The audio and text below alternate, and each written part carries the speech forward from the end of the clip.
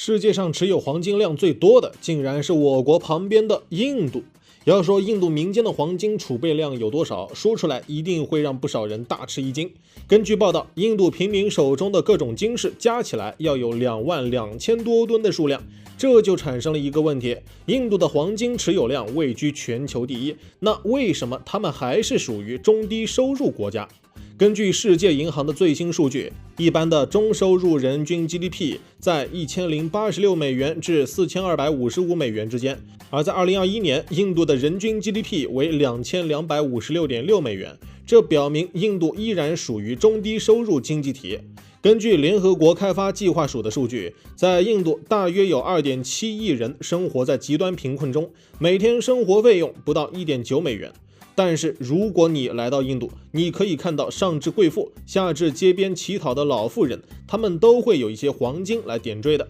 小朋友可以戴耳环和脚链，已婚妇人加上鼻钉、手镯、脚趾戒指，除非守寡才可摘下。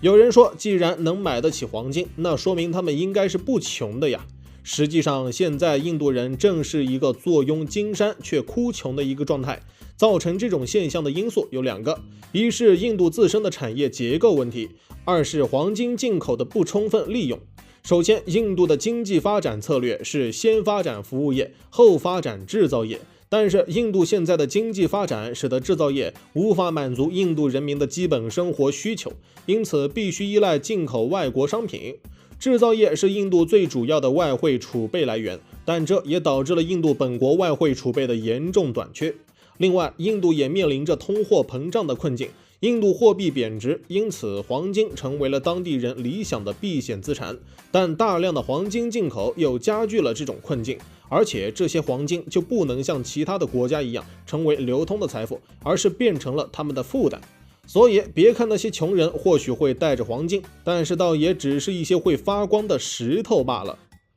印度民间持有黄金2万多吨，但是却无法成为流通的财富，这究竟是为什么呢？在印度教中，黄金具有特殊的含义，代表财富与吉祥，甚至还被尊称为拉克西米女神，她是掌管幸福与财富的女神。相信这位女神的印度人也相信储备黄金能够给他们带来好运。所以看这些，正是传统的文化促进了印度黄金的积累，不管是哪个阶级的人，无一不爱黄金。接着，黄金在一些人眼里是一种能够改变自己阶级和命运的法宝，因为印度生下来有等级制度，根据种姓制度规定，不同种姓之间禁止通婚，除非高种姓男性找不到配偶，才可能下找选择低种姓女性作为妻子。而比上一层制度较低的低种姓女子，为了嫁给高种姓男性，会带来许多黄金饰品作为嫁妆，因此许多家庭从女儿出生起就开始储备黄金，直到女儿出嫁时作为陪嫁。即使在经济拮据，家庭也会努力凑一凑，让女儿在出嫁时有100克黄金的嫁妆来保底。甚至黄金还能成为印度女人以后能不能被丈夫好好对待的一个标准。若嫁妆较少，丈夫便有可能经常施加虐待，还认为这是天经地义的事情。这种陋习直到现在依然存在，实在是让人啧舌。就算不用来作为婚礼的准备，黄金也会作为个人财产或捐赠给寺庙，用来祈福。总之，想让黄金转为现金在市场上流通，那就是不可能的事情。再加上印度本身也不是什么黄金大国，它自身的黄金资源是偏少的，要想维持印度人民对黄金的高需求，就不得不通过进口来购买黄金，甚至有人走私黄金。如果依赖进口购买黄金，会造成财政赤字。面对老百姓大量需求，印度也需要基础大量的外汇储备来购买黄金，政府的财政赤字风险就大大增加，也让政府的负担更重了。而且走私黄金也将印度黄金市场的秩序扰乱了。当大量进口黄金后，会造成大量的外汇流失，如果不进行管控或者管理不当，就会成为印度的累赘。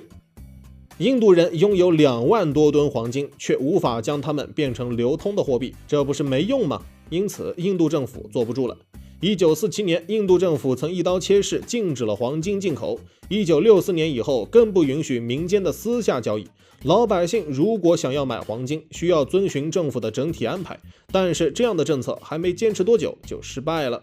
1991年，印度重修黄金管制法，允许国民自行交易黄金。1997年，政府开始允许指定的银行或代理商进口黄金。2003年设置黄金交易所，允许进口黄金，促进了民间交易。这种政策如同打开了洪荒之力，老百姓购买的黄金数量疯狂上增，连总理都看不下去了。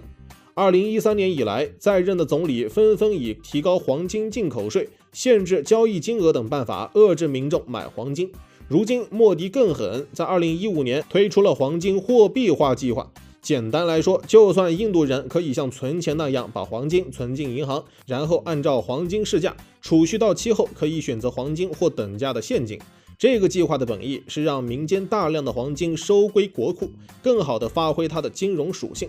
然而事与愿违，3年下来，全印度只回收了将近23吨的黄金，而这点量才占民间持有量的1/1000。印度总理怎么也想不到，还有一些家庭宁愿负债也要买黄金，这是多大的执念呀！由此可见，印度总理要面对的不只是黄金带来的经济负担，还要面对诸多问题，如何解决贫富差距，如何让这些印度人改变奉为信条的黄金至上的观念，这些都是自古就留下来的问题，一时半会儿也是解决不了的。